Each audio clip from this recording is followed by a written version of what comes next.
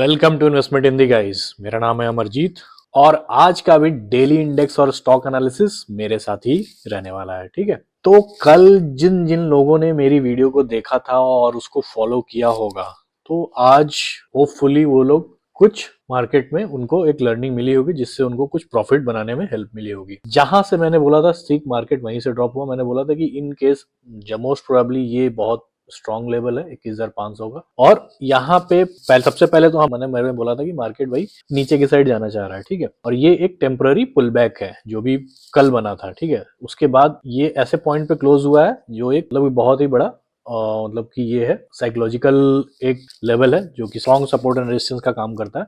तो hopefully most probably market यहाँ से फॉल करेगा, और मार्केट में एग्जैक्टली वही हुआ। मार्केट मतलब एकदम से फ्लैट ओपन हुआ और फॉल करके यहाँ आया। ठीक है, वो फॉल किया, उसके बाद इसमें ज्यादा फिर मतलब वो नहीं था, स्ट्रेंथ नहीं था नीचे जाने का, और आज मतलब उसी रेंज में रह के क्लोज हो गया। 21,200 से लेके 21,500 के रेंज में अभी क्लोज हो गया। तो क्योंकि हमने कल काफी detail top to down analysis किया था टाइम फ्रेम वाइज, तो उससे हमको ये तो आइडिया है कि भाई मार्केट अभी फिलहाल एक डाउन ट्रेंड में चल रहा है। उसमें आपको बीच बीच में क्या होता है कि सीधे सीधे तो मार्केट फॉल नहीं करेगा, वो तो फिर क्रैश हो जाएगा। तो जब भी एक डाउन ट्रेंड कहाँ चल रहा है आपका डेली लेवल पे, अगर वीकली लेवल पे देखोगे, बड़े लेवल पे देखोगे, तो वो एक पुल बैक है। पुल बैक कहाँ है? ऊपर जाने के लिए। ठीक है, तो अब एकदम से वो रॉकेट बन के ऊपर नहीं जाता है कोई भी स्टॉक हो या निफ्टी हो। ऐसे ऐसे ऊपर जाएगा, थोड़ा अप स्विंग बनाएगा, फिर एक छोटा डाउन स्विंग बनाएगा। तो बड़े लेवल पे छोटा डाउन स्विंग बन रहा है और छोटे लेवल पे हमको एक डाउन ट्रेंड दिख रहा है वही डाउन स्विंग में। तो ये सबको आइडिया है पहले से। तो अभी क्या है कि कल तो जैसे हो गया, लेवल्स भी एज इट इज है, लेवल में कुछ नया लेवल क्रिएट नहीं हुआ। तो हम नेक्स्ट डे का अब हम देख लेते हैं कि क्या प्रोबेबिलिटी रहेगी। नेक्स्ट डे अब आपका आएगा कब? 26 को आपको रिपब्लिक डे है, तो मार्केट क्लोज रहने वाला है। फिर वीकेंड हो जाएगा, ठीक है, सैटरडे संडे। फिर अब नेक्स्ट मंडे की बात कर रहा हूं मैं। ठीक है, तो 26, 27, 28 मार्केट क्लोज रहेगा। 29 को मार्केट फिर से खुलेगा मंडे को। तब के लिए हमारा ट्रेड प्लान क्या हो सकता है वो हम डिस्कस कर लेते हैं। तो सबसे पहले तो वही बात है कि सीधी सी बात है कि हम पहले चेक करेंगे कि भाई फ्लैट ओपनिंग हो तो क्या प्रोबेबिलिटीज है। तो फ्लैट ओपनिंग की दो प्रोबेबिलिटीज हो। ठीक है, अगर मार्केट में बेरिशनेस है और ज्यादा सेलिंग अभी आएगी, मतलब सेलिंग वही सेलिंग है, profit booking is also selling. तो हमको क्या दिख रहा है कि ओवरऑल लेवल पे एफआईआईज काफी मतलब अभी बियरिश है, सेल किए जा रहे हैं रोज का। अगर आप कैश में या इसमें भी देखोगे एफआईआई डेटा में, तो सेल किए जा रहे हैं। तो उसके हिसाब से अगर देखा जाए तो मार्केट तो बियरिश है ही। ठीक है, अब वो कब क्लोज होगी मैंने बताया था कि एक लेवल आने के बाद, लेवल पे डिपेंड करता है सब कुछ, कि भाई गैप क्लोज हो जाएगा तब हो सकता है बंद हो जाए। तो अभी के लिए अगर मान लीजिए कि हमारा फ्लैट ओपनिंग हो जाता है यहाँ पे, तो दो प्रोबेबिलिटीज है कि अगर बीचों बीच फ्लैट ओपनिंग हो रहा है तो पहले जाएगा इसको वापस, फिर से टच करके फिर ऐसे नीचे आएगा। अदरवाइज बहुत ज्यादा एग्रेसिव सेलिंग होने लगी तो यहाँ से खुलेगा, और यहाँ से हो सकता है कि नेक्स्ट डे वही मंडे के दिन ये 21,200 का जो लेवल है ये ब्रेक डाउन हो सकता है। ठीक है, अगर मान लीजिए 21,200 का लेवल ब्रेक डाउन हो गया तो अब मार्केट कहाँ जाके रुकेगा? 21,200 का लेवल ब्रेक डाउन हुआ तो मार्केट जाके रुकेगा 21,000 पे। ठीक है, ये 21,000 का लेवल है। तो क्योंकि ये बहुत ही अभी अभी के लिए, फिलहाल के लिए काफी स्ट्रॉन्ग सपोर्ट काम करेगा। अगर मान लीजिए ब्रेक डाउन हो जाता है और मार्केट अभी बेरिश है, ठीक है, तो काफी स्ट्रॉन्ग सपोर्ट काम करेगा। तो यहाँ आके उसको एक हॉल्ट देखने को मिल सकता है। अब वो हॉल्ट कब तक सस्टेन करेगा वो बात की बात है, लेकिन फिलहाल हम नेक्स्ट डे के लिए अपना जो सिनेरियोज है वो डिस्कस कर रहे हैं। तो और फ्लैट ओपनिंग में दो सिनेरियोज मैंने बताया, एक तो ऊपर जाके ऐसे नीचे आ सकता है, या एक बहुत ज्यादा एग्रेसिव बेरिशनेस हुई तो डायरेक्ट नीचे आ सकता है। नीचे आके फिर ऊपर नीचे थोड़ा ऐसे करके जाएगा। अदरवाइज अगर इसको ब्रेक कर दिया तो फिर यहाँ पे उसको रुकना है। बीच में एज सच कोई इतना स्ट्रांग वो नहीं है। ठीक है, 200 पॉइंट्स का अंतर है। तो ये तो हो गया फ्लैट ओपनिंग के लिए। अब देखते हैं कि गैप अप ओपनिंग में क्या सिनेरियो है। गैप अप ओपनिंग में मतलब कि काफी लोग जो वीडियो फॉलो करते हैं उनको पता चल गया होगा कि भाई अगर मान लीजिए यहाँ पे अगर ओपनिंग हो जाती है गैप अप ओपनिंग में, तो उसको कहाँ जाएगा? 1 मिनट आपको टाइम दे रहा हूँ, तो आपको आइडिया लग गया होगा कि यहाँ अगर ओपनिंग होती है तो मार्केट का डायरेक्शन क्या हो सकता है। मार्केट का डायरेक्शन होगा डाउन साइड में। ठीक है, अगर अपने रेजिस्टेंस के पास ओपन होगा और गैप अप ओपन होता है तो मोस्ट प्रोबेबली वो फिल होता है गैप। एक तो ये प्रोबेबिलिटी है। इन केस हो सकता है कि मैं गलत हूँ। इन केस मतलब जो अनदर सिनेरियो है कि भाई मार्केट में बेरिशनेस नहीं है, हो सकता है मार्केट यहाँ से एक रिवर्सल ले ले। फिर है बहुत, अगर इसको ब्रेक कर देता है तो फिर थोड़ा दूर तक ऊपर जाएगा। फिर इसको यहाँ पे आपको जो 21,000 आपको 700 का लेवल है, यहाँ पे इसको एक और रेजिस्टेंस मिलेगा, अदरवाइज ये भी रेजिस्टेंस है, ये भी एक स्ट्रॉन्ग रेजिस्टेंस की तरह काम कर सकता है 550, लेकिन ओवरऑल अभी तो वो उतना सिनेरियो नहीं बनने वाला। तो इसके ऊपर का तो छोड़ ही देते हैं। अभी हम अगर 550 तक भी ओपनिंग हो जाती है ना, ये 550 तक ओपनिंग हो जाती है, तो मोस्ट प्रोबेबली मार्केट नीचे ही फॉल करेगा। ऊपर जाने के चांसेस काफी कम है। कल भी मैंने ऐसे बोले थे, मैं चांसेस की हमेशा बात करता हूँ। देखिए, मैं कभी श्योर शॉट नहीं बोलता। ये जो चीजें कल मैंने बताई थी वो भी डेटा के बेसिस पे था, ठीक है, कि पुराना 100 साल का डेटा क्या कहता है कि अगर मार्केट में इस तरह का पैटर्न बनना है तो नेक्स्ट टाइम ऐसे बन सकता है। जिन लोगों ने भी रूल्स बनाए हैं वो डेटा के बेसिस पे ही बनाया, मार्केट के बिहेवियर के बेसिस पे। कैंडल्स क्या है? कैंडल्स आपके बायर्स और सेलर का सेंटीमेंट दर्शाती है। तो सीधी सी बात है कि मार्केट सेंटीमेंट पे चलता है। मार्केट में अगर बहुत बड़े टाइम फ्रेम पे बहुत ज्यादा रैली आई है तो अभी प्रॉफिट बुकिंग चल रही है। अगर छोटे टाइम फ्रेम पे देखेंगे, अगर प्रॉफिट बुकिंग होगी तो थोड़ा थोड़ा नीचे जाने के बाद थोड़ा थोड़ा वो जब शॉर्ट कवरिंग होगी तो इस तरह से पुल बैक दिखेगा। तो ये प्रोसेस होता है। अब एकदम आइडियल स्ट्रक्चर कभी बनता है, कभी नहीं बनता है, ठीक है। तो उसी हिसाब से मैंने बोला था और वो सही हुआ। और ये मतलब प्रोबेबिलिटी की चीज है, हो सकता है कि कभी गलत भी हो जाए। तो इस तरह से ही चीजें काम करती है मार्केट में। तो हमने डिस्कस कर लिया कि भाई अगर गैप अप होगी तो मोस्ट प्रोबेबली वो भी फॉल करेगा यहाँ तक, अगर गैप अप हो जाता है तो 550 तक, क्योंकि वहां से ऊपर जाना अभी इसके लिए काफी डिफिकल्ट रहने वाला है। अब गैप डाउन का क्या सीन है? गैप डाउन का सीन अगर मान लीजिए 21,200 पे गैप डाउन हुआ तो फिर से थोड़ा मतलब, क्योंकि सपोर्ट पे गया है, अगर ओपन होगा तो ये ऊपर जा सकता है, ठीक है, ऊपर जाएगा, लेकिन वो ज्यादा ऊपर तक नहीं जाएगा। लेकिन अगर आपको कुछ पॉइंट्स अगर कैप्चर करने हो तो आप आराम से कर सकते हो, अगर आप स्कैल्पिंग करते हो, ठीक है। अदरवाइज जो भी इंट्राडे के अंदर जो भी आपका पोजीशन है 1-2 घंटे का, अगर उसमें आप आराम से कर सकते हो। अदरवाइज इसमें अगर 21,200 का लेवल ब्रेक हो जाता है, नीचे चला जाता है, यहाँ पे इधर कहीं आपका गैप डाउन हो जाता है, तो फिर चांसेस है कि फॉल करेगा, ठीक है। क्योंकि एक तो ऐसे समझना चाहिए कि मार्केट ओवरऑल बियरिश है, तो जो स्ट्रेंथ उसको मिल रहा है, अगर सेलर्स के साइड से इस पे ज्यादा स्ट्रेंथ लग रहा है, अगर अपना एक लेवल को, सपोर्ट को ब्रेक डाउन कर देता है तो फिर और फॉलिंग आ सकती है। लेकिन फॉल करेगा तो कहाँ तक जाएगा? 20,000 तक। तो 200 का मतलब कि गैप है इसमें, ठीक है। तो ये प्रोबेबिलिटी ये है कि अगर 21,200 का लेवल ब्रेक होता है तो ये मार्केट फॉल करेगा। और अदरवाइज बहुत ज्यादा अगर गैप डाउन हो गया, इधर उधर कहीं हो गया, तो फिर जाके थोड़ा सा रिकवर कर जाएगा ऊपर की साइड, क्योंकि गैप अपोजिट साइड में जाके फिल करने की कोशिश करता है, ठीक है। तो अल्टीमेटली कहीं ना कहीं से इसको, जहां भी देखिए कहीं भी गैप होगा वो कभी ना कभी आएगा फिल करने, ठीक है। तो उस टाइम अगर मान लीजिए कि यहाँ पे गैप गैप डाउन हो गया, ठीक है, यहाँ से यहाँ गैप डाउन हो गया, तो कभी वापस जाते टाइम भी वो फिल हो जाता है, ठीक है। तो ऐसे भी होता है। तो ओवरऑल हमारे पास सारे सिनेरियो समझ में आ गए कि भाई हमको किस केस में क्या करना है। जैसे मैंने बताया था कल, सारे सिनेरियो कल किए थे, लेकिन इसमें फ्लैट वाला जो सिनेरियो बताया था वो फॉलो हो गया, आज मार्केट ने उसको डिट्टो फॉलो कर दिया, ठीक है। तो ये हो गया हमारा और निफ्टी का एनालिसिस, निफ्टी 50 का। अब देख लेते हैं बैंक निफ्टी में क्या पॉसिबल सिनेरियोज हैं कल के लिए, मतलब नेक्स्ट डे के लिए। निफ्टी 50 में मैंने बोला था कि भाई ये अपना एक सपोर्ट ऑलरेडी टच कर चुका है, इसका गैप फिल हो चुका है, ठीक है।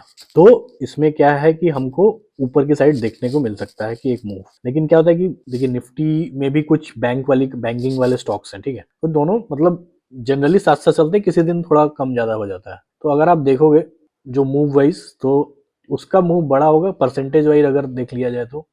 ये जब नीचे आना चाह रहा है तो इसमें इतना स्ट्रेंथ नहीं है, लेकिन जब ऊपर जा रहा है तो इसमें काफी स्ट्रेंथ आ जा रहा है, ठीक है। तो ओवरऑल ये लग रहा है कि भाई ये तो इसको यहाँ पे एक तो सपोर्ट जो पहले था वो सपोर्ट को ब्रेक नहीं कर पाया। ये थोड़ा बहुत जो रहता है ना, ये मतलब जोन होता है। देखिए अगर ये सपोर्ट है तो स्ट्रिक्टली जरूरी नहीं कि हमेशा ये सपोर्ट काम करेगा। एक्चुअल में तो मैंने यहाँ 44,400 पे सपोर्ट बनाया हुआ था। ये तो मतलब उससे पहले थोड़ा पिछली बार वो ले लिया था, लेकिन अभी अपने सपोर्ट पे ही है, मतलब इसी जोन में है। ये जो जोन है 44,400 से 44,500 का, तो इस जोन पे मार्केट अभी इसको ब्रेक नहीं कर पाया है, जो भी सपोर्ट था। अब उसके बाद क्या मतलब कि इसमें पॉसिबल चीज सिनेरियो क्या हो सकते हैं कि भाई अगर फ्लैट ओपनिंग हो रही है तो हमको दिख रहा है कि ये सपोर्ट से फिर से वापस ऊपर उठा है, तो हो सकता है कि थोड़ा सा इसमें अप मूव आ सकता है। और अप मूव कहा जाएगा इसका, जो ये नेक्स्ट मतलब कि नेक्स्ट हाई था यहाँ पे जाके मैक्सिमम यहाँ पे जा सकता है, और वहाँ पे फिर जाके फिर हमको थोड़ा सा एक वहाँ पे होल्ड देखने को मिल सकता है और वापस से रिजेक्शन देखने को भी मिल सकता है, ठीक है। पहला कंडीशन, अगर ऊपर जाना है तो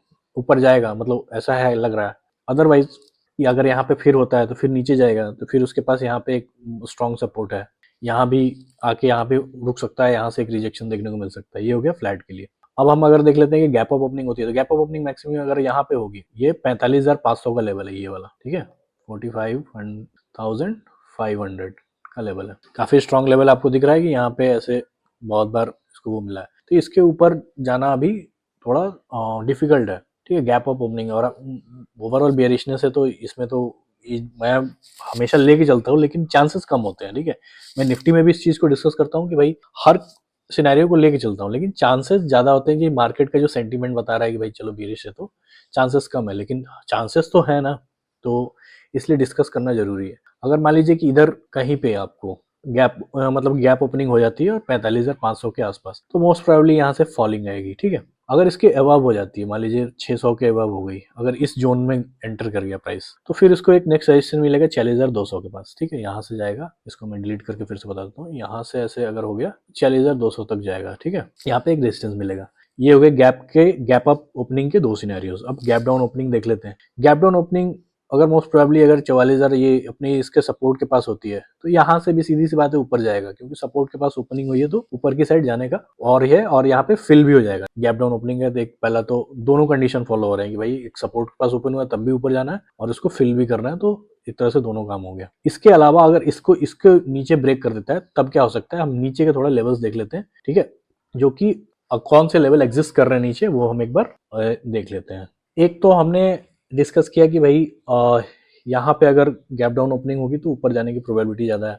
उसके अलावा अगर ये लेवल भी ब्रेक हो जाता है, हर चीज़ की प्रोबेबिलिटी है कि भाई न्यू लेवल ब्रेक हो जाए, 44,400 का लेवल अगर ब्रेक हो जाता है तो फिर ये नीचे कहाँ तक जा सकता है, ठीक है। तो अगर लेवल ब्रेक हुआ, अगर ब्रेक डाउन आया तो नीचे जाएगा, और नीचे जाएगा तो एक साइकोलॉजिकल लेवल है 44,400 का, ठीक है। वहाँ इसको एक थोड़ा सा मतलब कि ऑब्स्टेकल आएगा नीचे जाने में, वो एक सपोर्ट की तरह काम करेगा। अगर वो भी ब्रेक हो गया तो एक 43,000 मतलब 800 के अराउंड एक लेवल है, जो कि पीछे की किसी प्राइस पैटर्न की वजह से क्रिएट हुआ है, ठीक है। तो वहां पे जाके अभी देखने की जरूरत नहीं है, मैंने वहां से एक हॉरिजॉन्टल लाइन ड्रॉ कर दी है, काफी दूर था। तो इस तरह से ये लेवल आपको दो तीन लेवल हमें जो फेस करने पड़ेंगे गैप डाउन के ओपनिंग में। तो ओवरऑल इसका भी हमको और मतलब सारे सिनेरियोज हमको समझ में आ गए कि किस तरह का अगर ओपनिंग होगा तो किस तरह से हमें ट्रेड करना है। तो ये हो गया ट्रेड प्लान निफ्टी और बैंक निफ्टी का। अब देख लेते हैं कुछ स्टॉक्स। तो सबसे पहले देख लेते हैं हमारा आईडीबीआई बैंक का स्टॉक है, ठीक है। 15 मिनट का टाइम फ्रेम है, अप ट्रेंड में दिख रहा है। इसमें एक ब्रेकआउट आया था, काफी टाइट रेंज में था, उसके बाद इसमें एक ब्रेकआउट आया और उसके बाद ये इसमें काफी एक अपस्विंग अच्छा बड़ा सा आया और उसके बाद पुल बैक भी बना। और ये पुल बैक कहाँ पे आके खत्म हुआ, हमारा 50 EMA। 50 EMA मैंने स्विंग के लिए भी बताया हुआ है, छोटे टाइम फ्रेम भी अच्छा काम करता है, ठीक है। उसके बाद ये हो गया। उसके बाद क्या हुआ कि भाई यहाँ से फिर से ट्रेंड कंटिन्यूएशन पैटर्न आया, ऊपर गया। अब दोबारा से इसमें कंसोलिडेशन आ रहा है, वो भी पोल एंड फ्लैग के पैटर्न में, ठीक है। और पोल एंड फ्लैग अब क्या है, उसको आके टच कर दिया। एक तो उसने प्रीवियस हाई को टच किया है, जो कि अब चेंज हो चुका है सपोर्ट में। ये एक रेजिस्टेंस था जो कि सपोर्ट में चेंज हो चुका है। साथ ही साथ ये कोइंसाइड कर रहा है किसके साथ, 50 EMA के साथ भी। तो दो दो मतलब कि एरिया ऑफ कॉन्फ्लुएंस बन रहा है यहाँ पे, मतलब कि दो चीजें कोइंसाइड कर रही है, एरिया ऑफ कॉन्फ्लुएंस बन रहा है इसमें। अब हमको यहाँ से यही प्रोबेबिलिटी रहती है कि भाई यहाँ से यहाँ पे रिजेक्शन लेने के बाद मोस्ट प्रोबेबली प्राइस ऊपर की साइड कंटिन्यू कर सकता है अपनी जर्नी, जैसे यहाँ पे किया था। तो नेक्स्ट डे जब भी मार्केट ओपन होगा मंडे के दिन, आपको यहाँ पे क्या बोलते हैं, अगर थोड़े टाइम के बाद अगर आपको अच्छा एक बुलिश पैटर्न देखने को मिलता है कैंडल का, और वो हैमर भी हो सकता है, वो मारूबुजू कैंडल भी हो सकती है, बुलिश इनगल्फिंग कैंडल हो सकती है, कुछ भी हो सकता है, तब आप यहाँ पे एक एंट्री के लिए प्लान कर सकते हैं अप साइड में। नीचे की साइड पे अगर इसमें अगर कोई एंट्री बनती है, ये लेवल ब्रेक होता है, तो चांसेस कम है कि इसमें कोई अच्छा मूव आपको मिल सकता है। लेकिन अगर ऊपर के साइड होगा तो ज्यादातर चांसेस है कि आपको एक अच्छा मूव मिल सकता है, ठीक है। तो ये तो हमारा आईडीबीआई बैंक। अब देखते हैं नेक्स्ट स्टॉक, और नेक्स्ट स्टॉक है हमारा एचएफसीएल का, ठीक है। एचएफसीएल में भी सिमिलर पैटर्न हमको देखने को मिला है जो आईडीबीआई बैंक में था। पहले तो इसने ब्रेकआउट दिया, ब्रेकआउट के बाद ऊपर गया, वहां से इसमें एक ये आया, आपको क्या बोलते हैं, पुल बैक आया।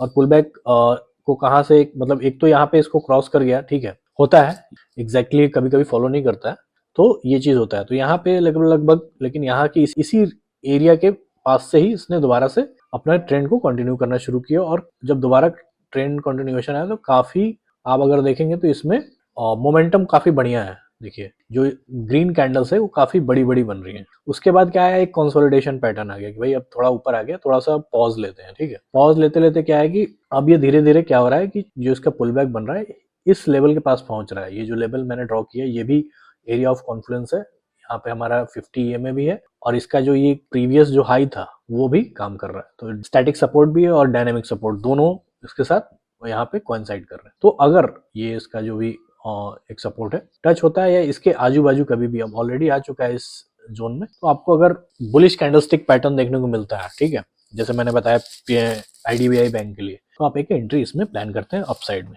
ठीक है। तो ये था हमारा HFCL। अब देखते हैं नेक्स्ट स्टॉक। नेक्स्ट स्टॉक है हमारा NBCC का, ठीक है। NBCC में भी सिमिलर पैटर्न है, अप ट्रेंड है ऑलरेडी, ठीक है। उसके बाद क्या है कि इसमें अभी पुल बैक क्रिएट होना शुरू हुआ है, तो most probably next day Monday को जब मार्केट खुलेगा तो यहाँ पे क्या होगा कि आपको ये जो 50 EMA है इसके अराउंड अगर आपको यहाँ पे कोई रिजेक्शन देखने को मिलता है, ये जो लेवल हमने ड्रॉ किया है 110 के अराउंड बायर्स द्वारा, तो अगर आप बुलिश कैंडलस्टिक पैटर्न देखने को मिलता है जो जैसे कि मैंने बताया किसी भी टाइप का, तो आप इसमें एक एंट्री प्लान कर सकते हैं। अभी एक्चुअली में ये लेवल के पास अपने पहुंचा नहीं है, लेकिन मोस्ट प्रोबेबली यही प्रोसेस फॉलो करेगा वो, यहाँ आने के बाद उसको एक रिएक्शन मिलेगा और ऊपर जा सकता है। तो ये तो थे हमारे 3 स्टॉक्स। ऑलरेडी हम समझ चुके हैं कि हमें इंडेक्स में क्या क्या करना है, कैसे करना है। तो वीडियो को यहीं रैप करते हैं, ठीक है, और मिलते हैं नेक्स्ट वीडियो में। तब तक के लिए धन्यवाद।